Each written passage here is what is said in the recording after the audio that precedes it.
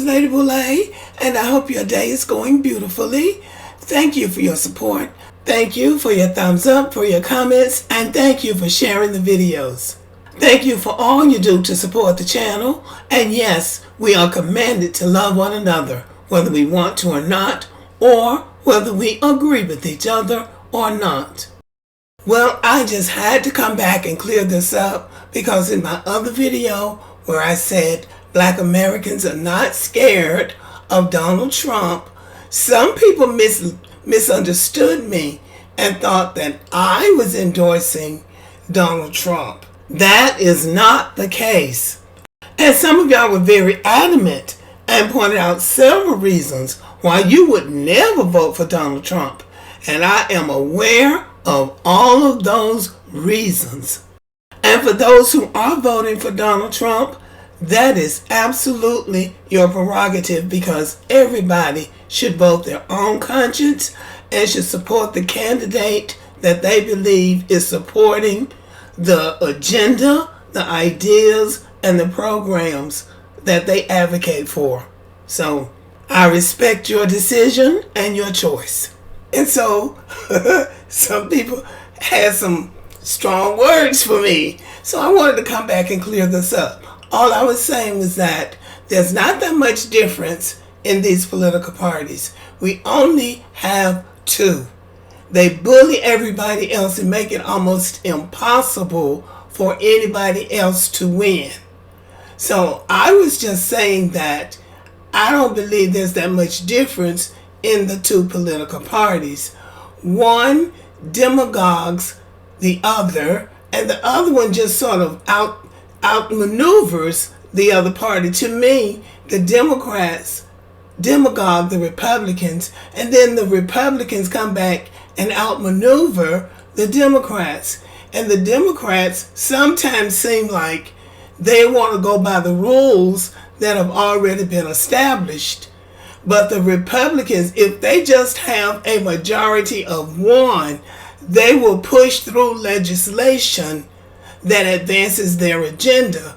And the Democrats, to me, don't do that. But they're all good friends. The most conservative Republican will be best friends with the most liberal Democrat. As I've said in another video, Strom Thurmond, who was a staunch segregationist, and Joe Biden were great friends, to the point that Joe Biden did the eulogy at Strom Thurmond's funeral. Ted Kennedy, who was a staunch liberal, and Orrin Hatch, who was a senator from Utah, were best friends. And on and on and on it goes, because they all have that common goal, and that is to stay in power, not only in the United States, but in the world. And we call that power white supremacy. So I'm not endorsing anybody. I don't really know who I'm going to vote for at this point. I just know I'm going to vote. And I might write somebody in. I might write in, my husband's name. Who knows? I might do that. But I'm not endorsing anybody. I just wanted to point out the fact that we have to advocate for ourselves. And that we have grown from just voting blue no matter who. I think that's what they say. We can make a statement without voting blue or red, if that's what we wanted to do. And I do believe it should be as much of a collective as it can be.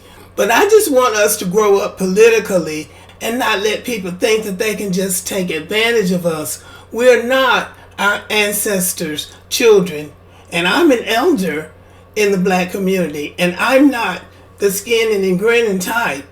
I agree with the people who say there needs to be an agenda. Everybody else is coming over here getting something for. Some of them don't have, the Arabs don't even have near the numbers that we have, and yet they'll stand up and boldly say, we are not going to vote for you because of the stand you took on whatever stand they take that the Arabs don't like. And we'll just be glad that somebody comes to the church, or glad that they'll take something that we have already made famous something that we don't need any support for, like Juneteenth or Black History Month, will take that and try to and nationalize it and try to make it seem like they're doing something for us. We don't need that. We didn't need Black History Month to be nationalized.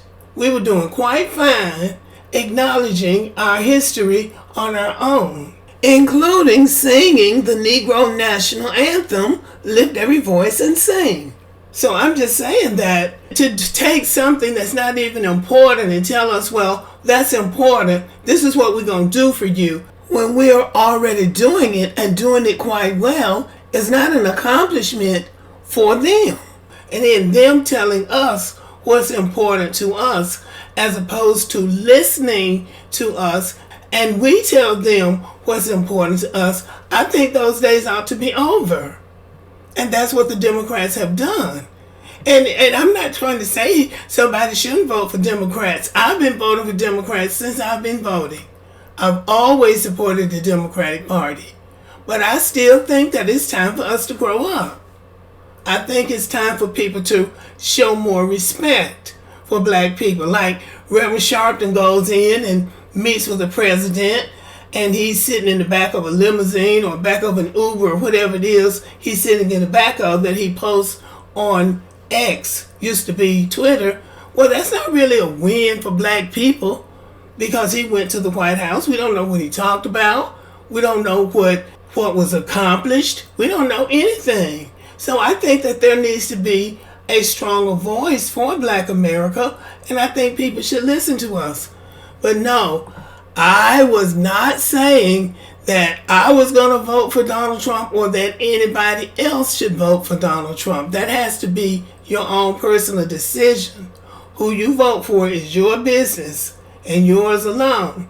I was just saying I think it's a new day for black people relative to the Democratic Party, that they don't get to dictate to us again who we are and what we want.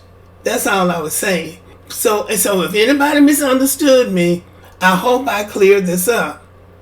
Okay, y'all, have a great day. Thank you for listening. Subscribe to the channel, give me a thumbs up, leave a comment, share the video, and as always, have a great day.